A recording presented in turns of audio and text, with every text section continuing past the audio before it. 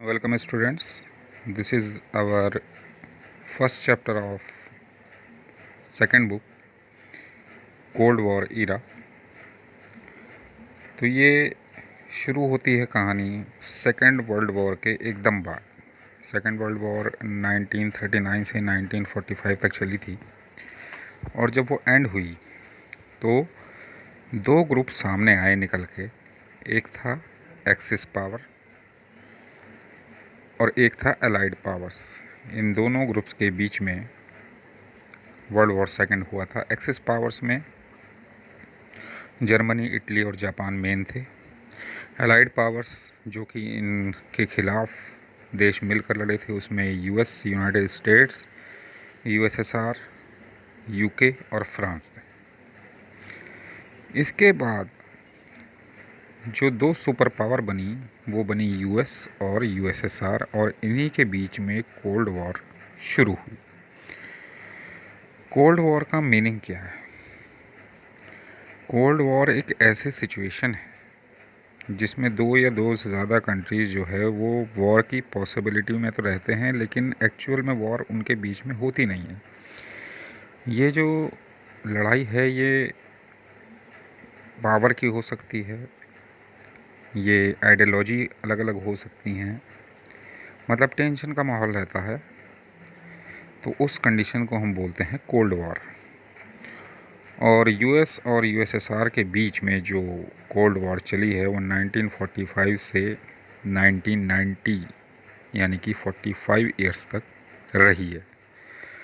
दोनों हमेशा कोशिश करते थे एक दूसरे से आगे निकलने की, चाहे वो स्पेस रेस रही हो, हथियारों की होड़ रही हो, मिलिट्री पावर्स बढ़ाने की होड़ रही हो, कुछ भी। तो इस कंडीशन में ये दोनों कंट्रीज़ 45 ईयर्स तक रहे थे।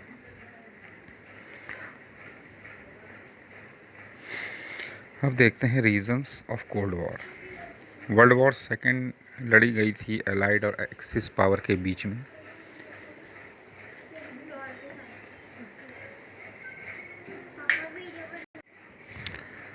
तो वर्ल्ड वॉर सेकेंड में दो ग्रुप थे, एलाइड और एक्सिस पावर।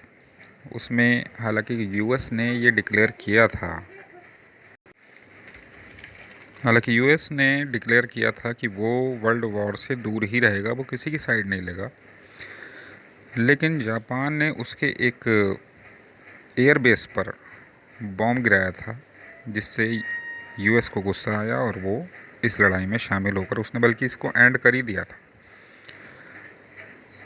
हालांकि उसके हथियारों के सामने जापान ज़्यादा टिक नहीं पाया था, उसने सरेंडर कर दिया था। लेकिन उसके बाद उसने जापान पर दो बम गिराए थे, जो कि उस टाइम के एक नई खोज थी, एटम बॉम्ब। दो शहरों को उसने बिल्कुल तबाह कर दिया था। एक था नागासाकी, उस पर इसमें बॉम्ब गिराया था 9 अगस्त 1945 को, और एक था हिरोशिमा, उस पर पहले गिराया गया था 6 अगस्त। ये दोनों ही 1945 में गिराए गए थे। बॉम्ब्स के नेम बता दूं मैं आपको। एक छोटा बम था, उसका नाम था लिटिल बॉय, 10 फीट लंबा और 15,000 किलोग्राम का। और दूसरा था फैट मैन, 10 फीट 8 इंच, और इसका जो वेट था वो 21,000 किलोग्राम था।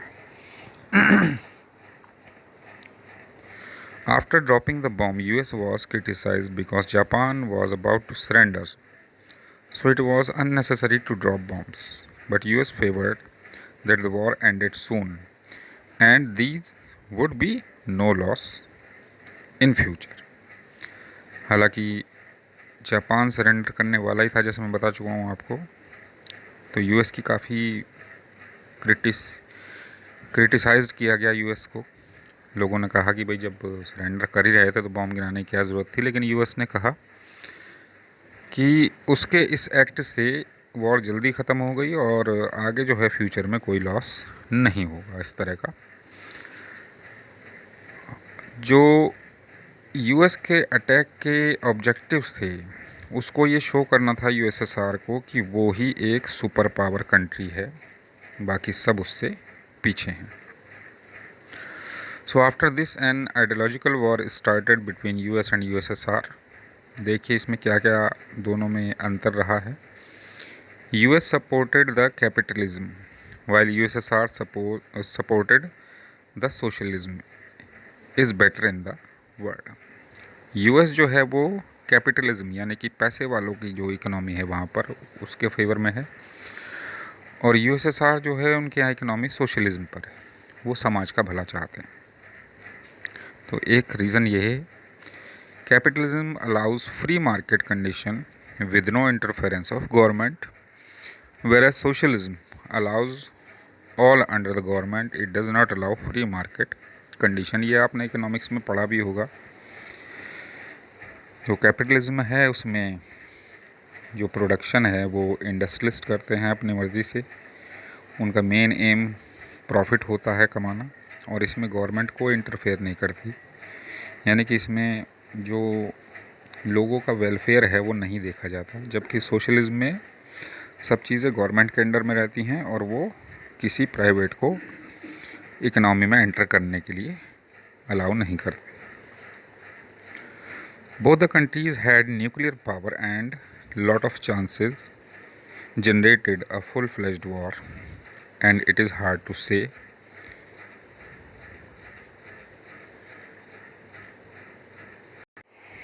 विच वुड बी द विनर। ये लाइन इसमें दिखाई नहीं दे रही है, आप लिख लें अगर इसमें ज़रूरत पड़े तो। दोनों ही कंट्रीज़ न्यूक्लियर पावर में बहुत ज़्यादा पावरफुल थे, दोनों के पास न्यूक्लियर वेपन थे, मिसाइल्स थी, और ये कहना बड़ा मुश्किल था कि अगर वॉर छिड़ गई तो जीतेगा कौन। इसके बाद शुरू होता है क्यूबन मिसाइल क्राइसिस, जो कि इस चैप्टर का बहुत मेन पॉइंट है। तो क्यूबा की पोजीशन है वो यूएसए के पास दिखाई गई है। हालांकि यूएसए ने अपने बहुत सारे एयर और मिलिट्री बेसेस यूरोप में बना लिए थे, और उसने वहाँ पर अपने हथियार भी इकट्ठे करने शुरू कर दिए थे ताकि अगर ज़रूरत पड़े तो वो यूएसएसआर पर हमला कर सके। यूएसएसआर उसकी रेंज में था, जबकि यूएसएसआर की ऐसी कोई भी तैयारी नहीं थी। तो यूएसएसआर ने एक आइलैंड कंट्री था क्यूबा, उससे उसके फ्रेंडशिप रिलेशन थे। यूएसएसआर ने सोचा कि हम अगर अपनी मिसाइल यहाँ पर रख दें, यहाँ इंस्टॉल कर दें, तो यूएस से हमारी रेंज में आ जाएगा, और इसी ही घटना को, इस इंसिडेंट को नाम दिया गया है क्यूबन मिसाइल क्राइसिस। देखिए इसके points. Cuba is a small island nation, और उसके उस टाइम के प्रेसिडेंट थे Fidel Castro. Cuba was the friend of USSR and received diplomatic and financial aids from USSR. USSR के प्रेसिडेंट थे उस टाइम पर, जो लीडर थे, प्रेसिडेंट तो नहीं, लीडर थे Nikita Khrushchev. In 1962 he decided to convert Cuba into a Russian base and place nuclear missiles in Cuba because Cuba locates near the US।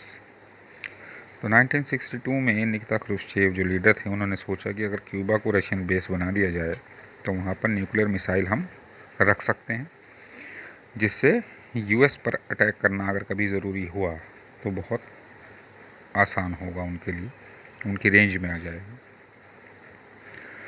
The installation of these weapons put the US under fire from close range and nearly doubled the number of cities in the US could be threatened by the USSR।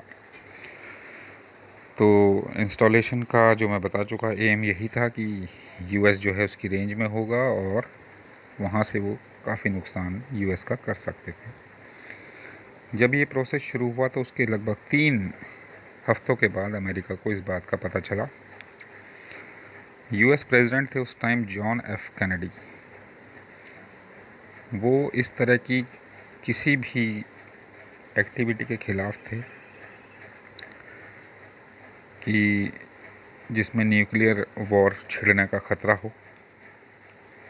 तो US wanted the USSR remove the missile and nuclear weapon from Cuba.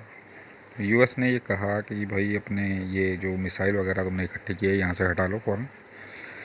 And Kennedy ordered American warships to intercept any Soviet ship entering the Cuba as a way of war.